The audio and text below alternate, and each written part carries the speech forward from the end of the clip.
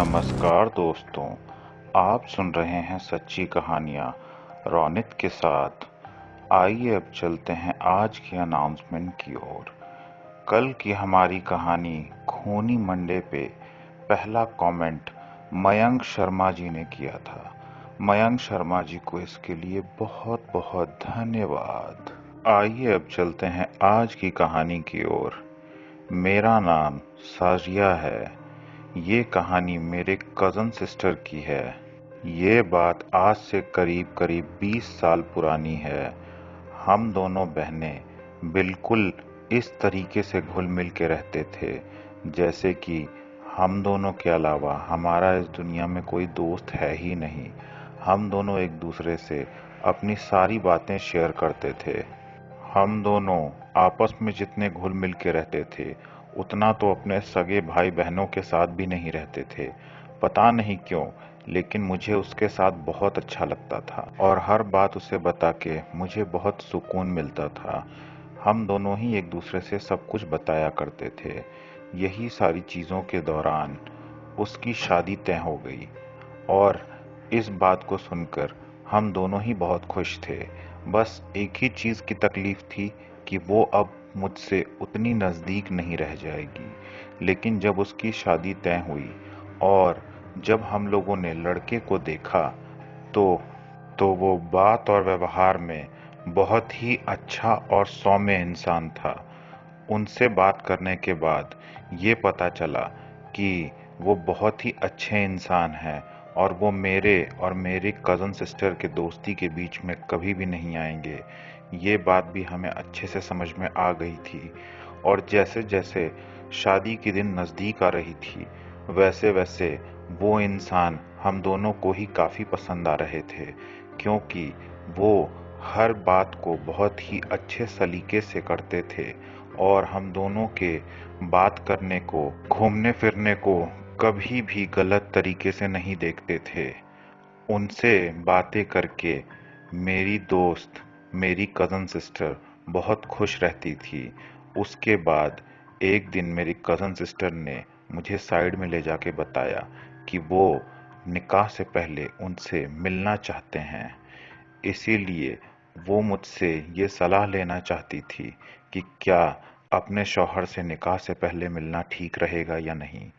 मैंने भी ये सलाह दे दी कि कोई बात नहीं, वैसे भी वो काफ़ी अच्छे इंसान हैं। अगर तुम उनसे बात कर लोगी तो ये अच्छी ही बात होगी। मेल जोल बढ़ाने से कोई तकलीफ नहीं है, लेकिन फिर भी एक बार अपने अम्मी अब्बू से पूछ लेना। उसने भी ऐसा ही किया और अम्मी अब्बू से पूछा। उन लोगों ने भी हामी भर दी और कहा जाओ जाकर मिल लो, लेकिन याद रखना अंधेरा होने से पहले घर में वापस आना है। उसने कहा ठीक है और वो उनसे मिलने चली गई। जब वो उनसे मिलकर आई तो उसने मुझे बताया कि हाँ, जैसा कि हमने सोचा था वो सच में ही काफ़ी भले इंसान हैं। उन्होंने क्या क्या बातें की वो भी उसने मुझे बताया, लेकिन उसने एक चीज़ और कही कि उन्होंने मुझसे फिर से मिलने की बात कही है। मैंने कहा ठीक ही है, वैसे भी तुम्हारे अम्मी अब्बू को तो पता ही है, तो क्या दिक्कत है, और तुम दोनों का निकाह कुछ दिनों में तो होने ही वाला है, तो मिलने में कोई बुराई नहीं। फिर वो दोनों यूं ही मिलने लगे और निकाह की दिन भी नज़दीक आने लगी। लेकिन कुछ दिनों तक यूं ही मेल जोल बढ़ाते रहने के बाद अब जब निकाह में सिर्फ एक हफ्ता बाकी था तो उनके नेचर में बदलाव आने लगा। उसने मुझे बताया कि कल तक ये बिल्कुल ठीक थे, लेकिन आज ये अजीब सी बातें करने लगे हैं और मुझसे किसी दूसरे ही आवाज़ में बात करते हैं। मैंने उसे समझाया कि हो सकता है कि निकाह के भाग दौड़ में और कामकाज के टेंशन में उनके ऊपर थकावट हावी हो गई हो, इस वजह से उनकी तबीयत ठीक ना होने के वजह से ऐसा हो रहा हो। मैंने जब उसे सारी बातें अच्छे से समझाई तो उसे भी लगा हाँ, ऐसा हो सकता है, क्योंकि टेंशन में इंसान कुछ और ही हो जाता है।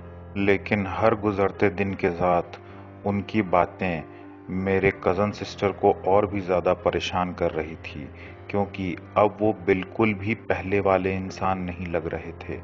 उनके बात करने का लहजा पूरी तरीके से बदल चुका था और ये चीज़ अब हम दोनों को ही खटकने लगी थी। लेकिन मैंने अपने कज़न को समझाया कि देख, अब तुम दोनों के निकाह में ज़्यादा दिन नहीं बचे हैं, तो इस बारे में ज़्यादा मत सोच। और वो भी इस बात को समझी, लेकिन उसके परिवार वालों को भी ये बातें अब थोड़ी खटक रही थीं, क्योंकि जब भी वो लोग उससे मिलते थे तो उसके बात करने के और देखने के तरीके में भी काफी बदलाव आ चुका था। जब सभी लोगों ने मिलकर उनके परिवार वालों से इस बारे में बात की, तो उनके परिवार वालों का भी यही कहना था कि कुछ दिनों से ये बहुत ज़्यादा टेंशन ले रहा है और अपने काम के लोड के वजह से भी काफ़ी परेशान रहता है। शायद इसीलिए इसके बोलने चालने और बात करने के तरीके में बदलाव आ चुका है। कोई बात नहीं, एक बार निकाह हो जाए फिर सब कुछ नॉर्मल हो जाएगा और ये भी नॉर्मल तरीके से बिहेव करने लगेगा। फिर सभी को थोड़ा अच्छा महसूस हुआ। फिर वो दिन भी आ ही गया जिस दिन इन दोनों का निकाह तय हुआ था। और जैसा कि तय हुआ था, इन दोनों के निकाह में सभी लोग बहुत खुश थे। सब कुछ बहुत अच्छे तरीके से हुआ, बस उन्हीं के नेचर में थोड़ा बदलाव नजर आ रहा था। उसके बाद जब निकाह हो गया और वो उसे विदा करके अपने घर लेके चले गए, फिर अगले दिन वो रोते हुए हमारे घर वापस आई और उसने बताया कि उन्होंने उसके साथ बहुत गलत तरीके से और जोर जबरदस्ती के साथ संबंध बनाए, जिससे कि उसे बहुत तकलीफ हुई और काफी चोटें भी लगी। उन्होंने उसे मारा भी था। ये बात अब बहुत ज्यादा हो गई थी। ये बात अब सर से ऊपर निकल चली थी। फिर दोनों परिवारों को आमने सामने बैठकर इस बारे में बात करना पड़ा, क्योंकि ये बात बहुत ज़्यादा गलत थी। काफ़ी बातचीत और मान मनौवल के बाद दोनों परिवारों में सुलह हो गई और वापस से वो लोग इसे विदा करके लेके गए। लेकिन हफ्ते भर तक सब कुछ ठीक चला।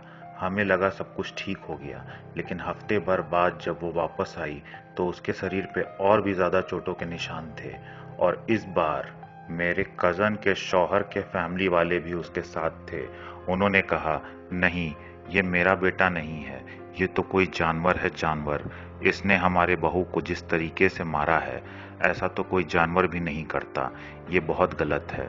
आप चाहें तो आप मेरे बेटे के खिलाफ पुलिस कंप्लेन भी कर सकते हैं। लेकिन मेरे कज़न के फैमिली को भी ये मालूम था कि अगर उन्होंने पुलिस कंप्लेन की तो दोनों ही परिवार का नाम खराब होगा।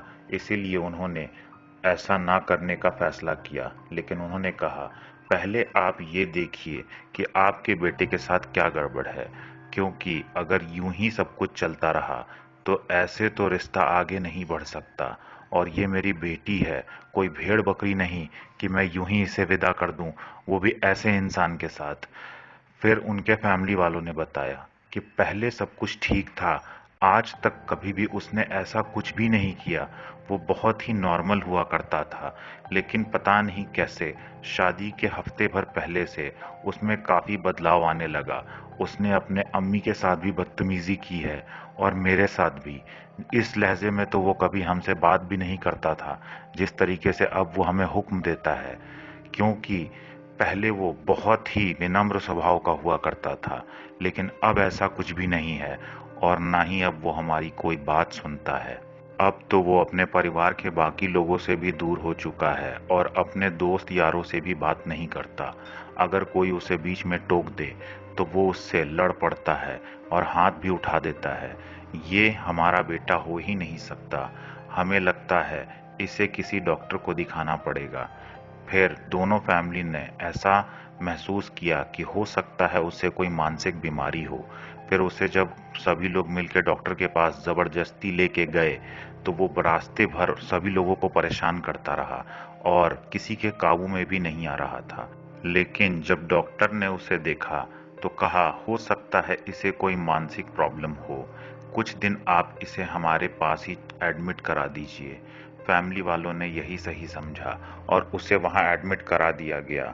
लेकिन 3 दिनों बाद ही हॉस्पिटल से फोन आया कि ऐसा कोई बात नहीं, कोई प्रॉब्लम नहीं, कोई तकलीफ नहीं, ये बिल्कुल नॉर्मल है। हाँ, उस वक्त थोड़ा वॉयलेंट हो गया था, लेकिन वो शायद इस वजह से हुआ था क्योंकि आप लोगों ने उसे ज़बरदस्ती पकड़ कर रखा था। आप इसे यहाँ से लेकर जा सकते हैं, इसे कोई मानसिक परेशानी नहीं। फिर हम लोगों को सांस में सांस आई। हम लोगों ने सोचा वो अब बिल्कुल नॉर्मल है और हम लोग उसे अपने घर वापस ले आए। लेकिन जब वो घर वापस आया तो तुरंत ही उसके हाव भाव रंग रूप बदल गए। उसने कहा, तुम लोग क्या समझते थे कि तुम लोग मुझे वहां फेंक आओगे और मुझसे निजात पा जाओगे, लेकिन इतना आसान नहीं मुझसे दूर जाना। और उसने मेरे कज़न का नाम लेते हुए कहा कि उससे मुझे कोई दूर नहीं कर सकता, चाहे कुछ भी कर लो, मैं हमेशा उसके साथ रहूंगा। और तुम क्या, इसका शौहर भी मुझे इससे दूर नहीं कर सकता। ये बात सुन के सभी को बहुत अजीब लगा, क्योंकि उसका शौहर तो ये खुद ही था, तो फिर ये ऐसी बातें क्यों कर रहा था। अब सबको कुछ बातें खटकने लगी थीं कि क्या ये उसका शौहर ना हो के कोई और है, क्या ये कोई ऊपरी चक्कर है। अब इस चीज को जानने का सिर्फ एक ही तरीका था कि मौलाना जी को बुलाया जाए, और ऐसा ही हुआ। हम लोगों ने सही वक्त देखकर, जब वो सो रहा था, मौलाना जी को बुला लिया। मौलाना जी के घर में पैर रखते के साथ वो गुस्से से जाग उठा और उसने अंदर से ही चिल्लाना शुरू कर दिया कि अगर उस इंसान को घर के अंदर दाखिल होने दिया तो तुम लोगों में से कोई भी जिंदा नहीं बचेगा। मैं एक एक को चुन चुन के मार दूंगा, क्योंकि मुझे पता है वो मुझे इससे दूर करने आया है और ये तो मैं होने नहीं दूंगा। उसके घर वालों ने उसे बांध कर रखा था, क्योंकि वो किसी के काबू में तो आ नहीं रहा था। फिर मौलाना जी ने कहा, आप लोगों का शक सही है। जैसा कि आप लोगों ने सोचा था, ये ऊपरी चक्कर है, और तो और ये बहुत ताकतवर जिन्नात है। ये उसके पीछे पड़ा हुआ है। सभी ने पूछा, उसके मतलब किसके? मौलाना जी ने बताया, उस लड़की के जिसका ये शौहर है। ये उसी की वजह से इसके शरीर पे हावी हुआ है। वो किसी भी तरीके से उस लड़की को पाना चाहता है, इसीलिए वो उसके शौहर के शरीर का इस्तेमाल कर रहा है। ये बातें सुनने के बाद सभी बहुत चक्के रह गए, क्योंकि ये पहली बार सुन रहे थे। कहानी और किस्सों की बात अलग थी, लेकिन सामने से अपने ही घर में ये सारी चीजें होते हुए देखना, ये किसी के लिए भी अजीब हो सकता है। क्योंकि किस्से कहानियों में तो इंसान कुछ भी सुनता है, लेकिन ये कभी एक्सपेक्ट नहीं करता कि ऐसा कुछ उनके खुद के घर में खुद के बेटे के साथ भी हो सकता है। और इन सभी चीजों के दौरान हमारा परिवार भी उनके साथ साथ था, क्योंकि इस प्रॉब्लम से दोनों ही परिवारों को निजात चाहिए था। उसके बाद सभी ने मौलाना जी से पूछा कि क्या उपाय है इसका।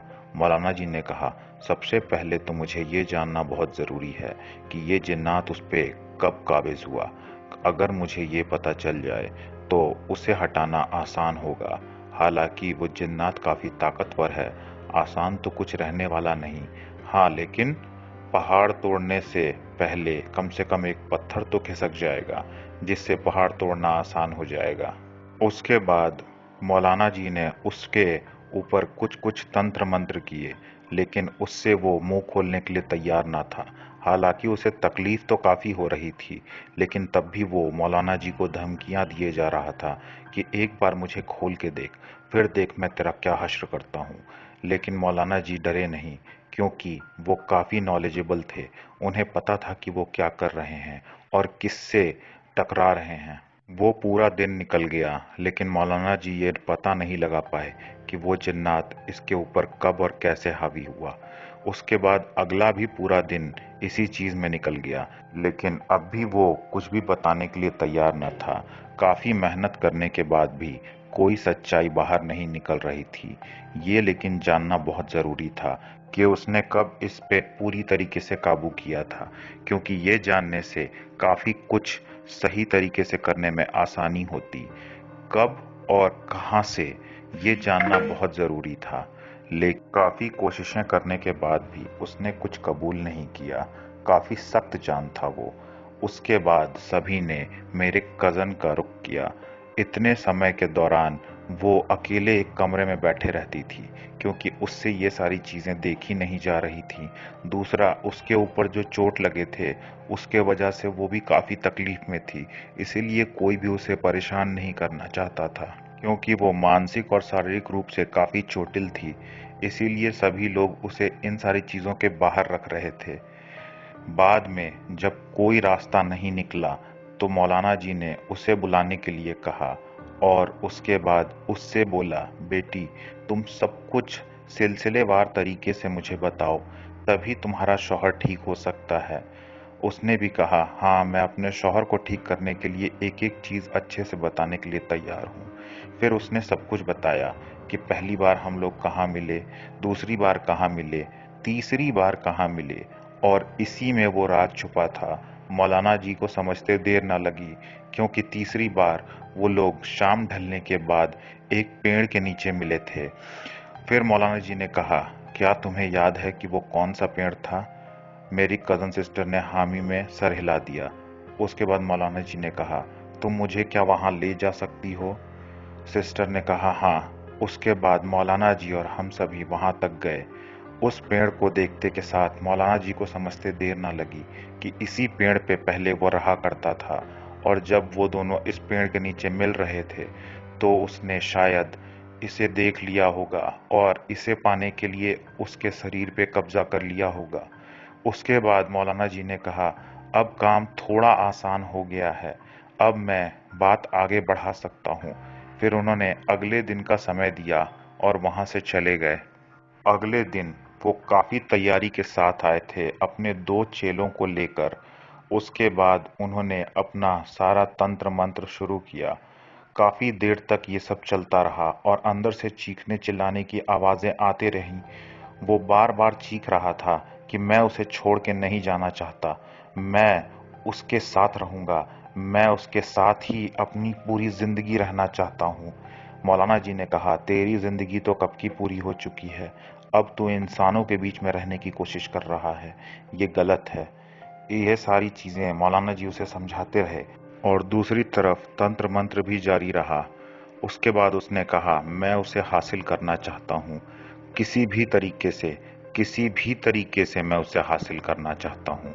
मौलाना जी ने कहा, तूने वैसे ही उसे धोखा देकर उसके साथ जो किया है वो सही नहीं। तूने उसके जिस्म से खेलने के लिए इस मासूम इंसान के शरीर का इस्तेमाल किया है। अब बस बहुत हो गया, या तो तू इसे छोड़ दे या तो मैं तुझे निस्तो नाबूद कर दूंगा।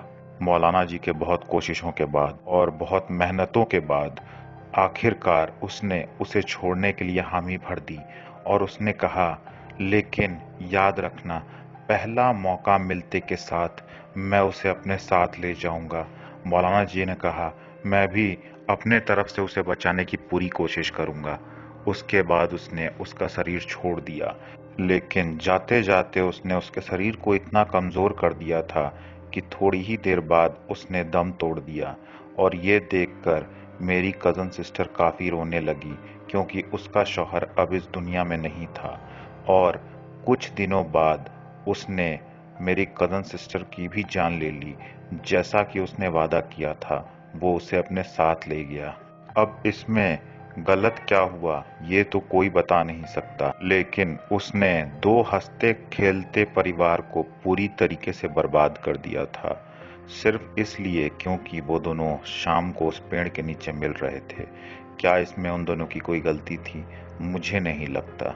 खैर, आप लोग मुझसे ज़्यादा जानते हैं। आप लोग कमेंट सेक्शन में ज़रूर बताइएगा कि इन सारी चीज़ों में गलती किसकी थी। आज की कहानी में बस इतना ही। ऐसी ही मनोरंजक कहानियों के लिए हमारे प्लेलिस्ट को ज़रूर विज़िट कीजिएगा, और कल फिर मिलेंगे ऐसी ही एक अनोखी कहानी के साथ। तब तक के लिए साइनिंग ऑफ।